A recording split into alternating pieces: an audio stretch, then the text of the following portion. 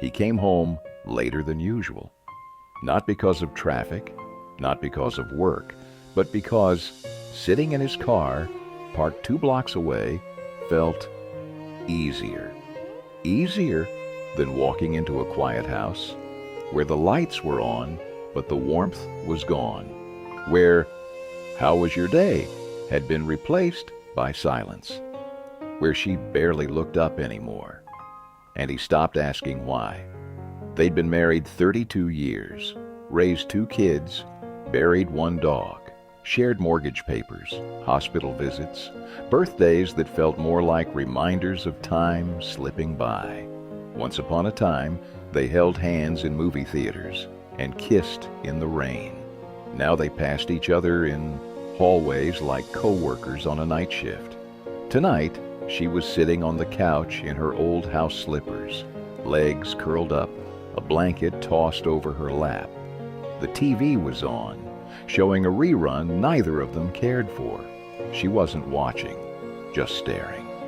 Lost in a fog of thoughts she never said out loud. He placed his keys gently on the counter, hung up his jacket, took off his shoes with a sigh that sounded older than he felt. He didn't know what to say, so he said nothing. He sat down beside her, careful not to touch. The space between them felt bigger than the whole room. She turned her head slightly, just enough to glimpse him. His hair was mostly gone now. What remained was silver. The lines on his face ran deeper. His shoulders stooped a little more than last year. His hands, the same ones that once strummed love songs on a guitar, now trembled just enough to spill coffee. He looked tired, not just from work, but from life, from carrying everything so long.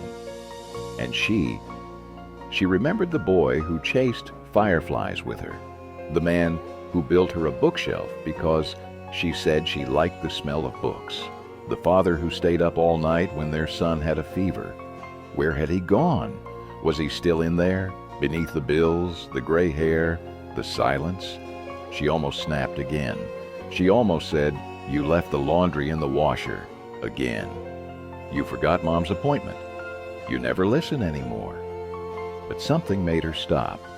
Maybe it was the way he rubbed his knee, the one that still ached after surgery, or the way his eyes looked tired but gentle, or maybe it was just time to remember. He felt it too, this space between them, not just on the couch, but in the marriage. He hated it. He missed the girl who used to sing while making pancakes, the one who surprised him with handmade birthday cards, who once stood in a grocery store aisle crying because she found the exact cookies her dad used to love. She was still there, somewhere, just quieter now, just tired, just like him. "Did you eat?" she finally asked. It wasn't romantic, it wasn't poetic, but it was a start. He shook his head. She got up, slowly, and went to the kitchen.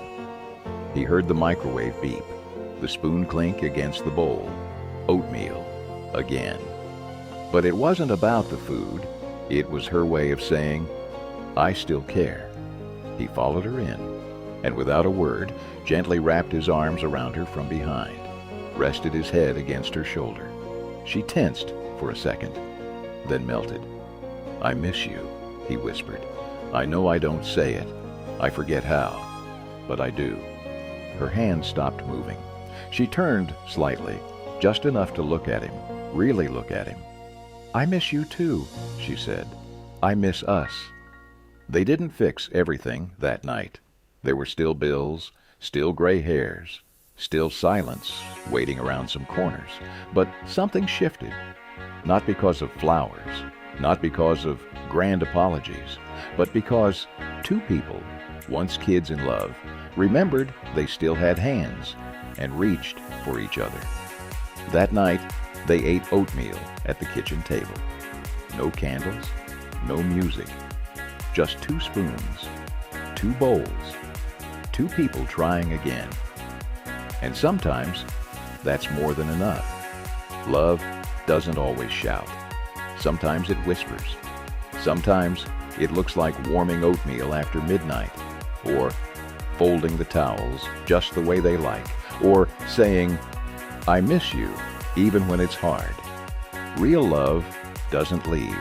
It lingers in the quiet, waits through the hard seasons. And when it finds an open door, even a tiny one, it walks back in, gently, bravely, softly, because it remembers.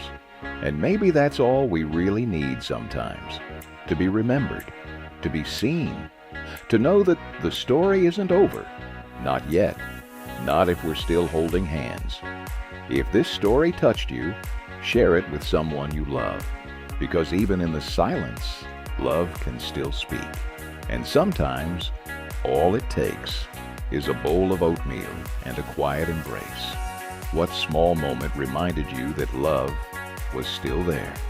Subscribe for more true-to-life stories that warm the heart, because no matter how far we drift, love can still bring us home.